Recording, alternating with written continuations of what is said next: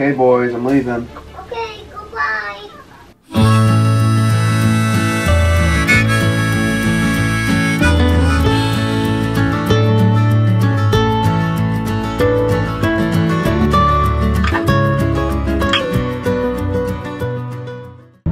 Okay, so it's 10 after 4 in the morning right now, and I am heading to the gym.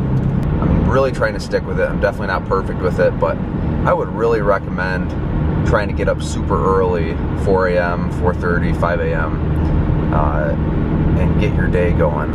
And I think there's a lot of value in waking up early and getting your day organized. I've noticed that it's changed a big part of me as far as anxiety levels, and I try my hardest not to check emails, text messages, phone calls, anything like that that I missed while I was sleeping. It's pretty important for me not to check those things and have an hour or two to myself in the morning and just start the day off right. This morning I ran a couple miles, 3 miles, and now we're back home at 6 and getting breakfast ready, making lunch at the same time. One thing I recommend, get your diet right. We prep everything on Sunday. The meat we prep until Wednesday, and then we cook again in the middle of the week. It helps keep everything straight, keeps our days going way better, and it's way healthier.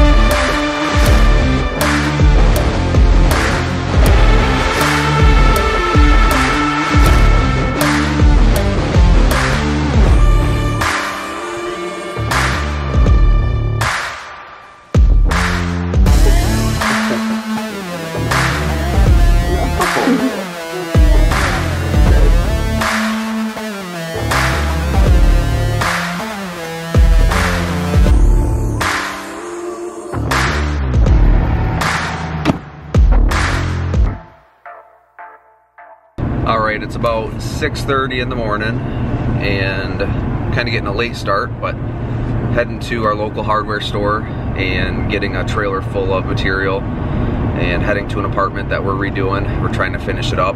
We've already taken a deposit on it, so we're kind of in a push to get it done.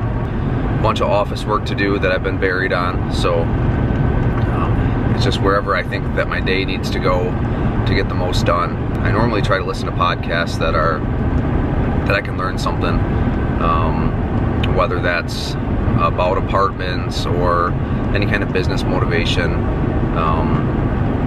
It's something positive that can kind of get your day going or set your week up good. And I always feel like it's pretty beneficial in my aspect of things. But other than that, yeah, we're nearing the middle of the week, and we're just pushing forward and getting a lot of stuff done.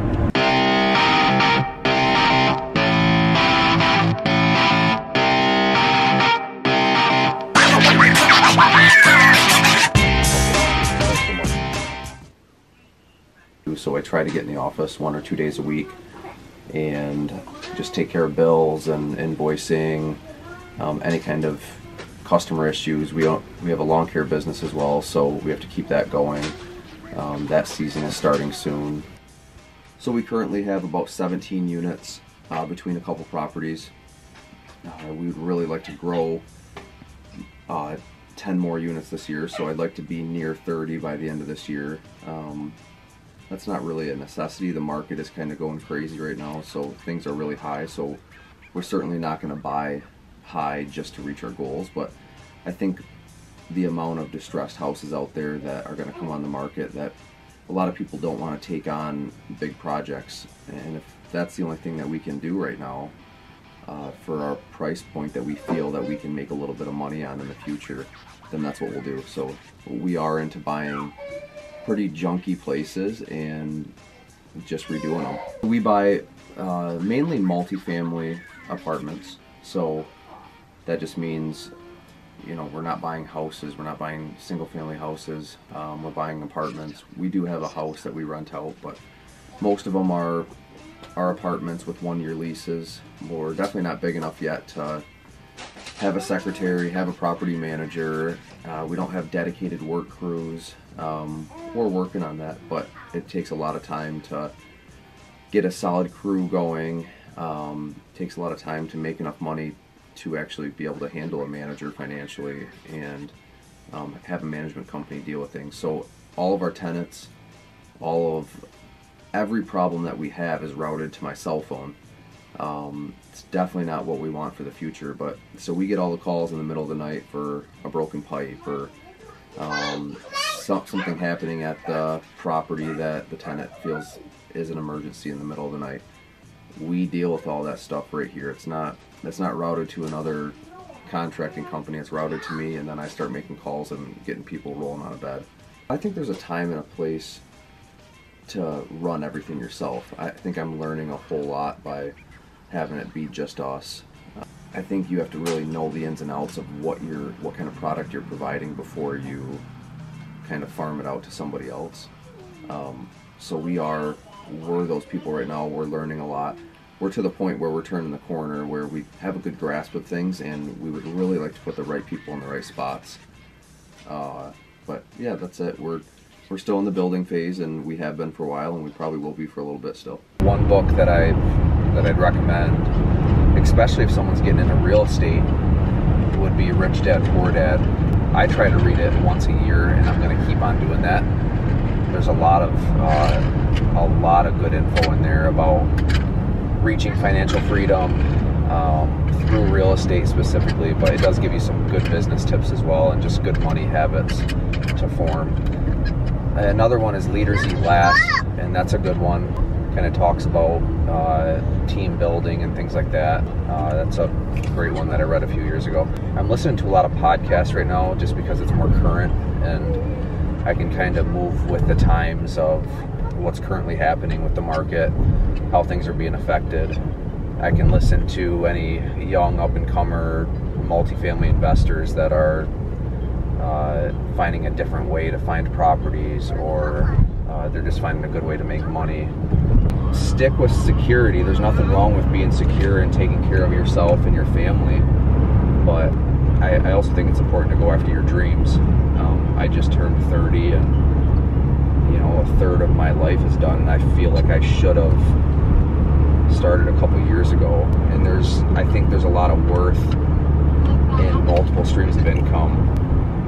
We have a earned income job, which is our lawn care business, and then we have more of a passive investing side of things where we're getting passive income from apartments once we're done working on them. So, and that's not saying we're done finding businesses. Yeah, we would love simplicity. I think we haven't settled into what exactly works perfectly, but our mindset at this point is our lawn care business supports our day-to-day expenses. And then the rentals, we just keep adding and adding, and that's adding to our passive income. So we're fortunate to have 2 streams of income right now, and we don't know if that's going to be it or not, but we definitely find a lot of value in getting income from a couple different areas. You never know if something is going to tank, so you never know what's going to work and what's not. So I think one day our plan would be to settle down and just have passive income coming in and start enjoying ourselves a little bit more. So we're on a date night. It's Thursday night, so it was a working day for Ange, but he had to cut it a little bit short. And we are in the city right now where we have 3 of our rentals, but we're going to show you 2 of them. We're just checking up on them. Our cleaning lady came by one of them, so we're just making sure she did a good job, and we'll show you around the shop where the lawn equipment is and where the guys meet every single day. So here's a little look at some of our stuff.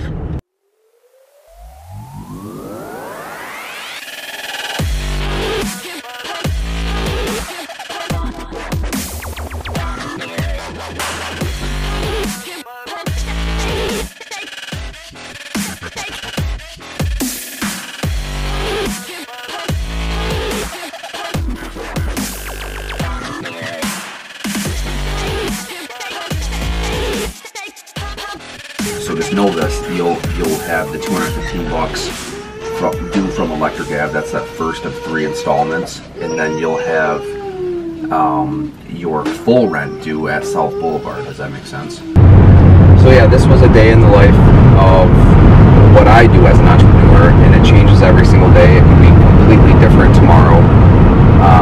There's no set schedule, which is the exciting part. So if you're into that sort of thing, I would recommend going after what your heart's telling you to do. You have a new idea or a new business plan, I'd go after it. We're really enjoying things.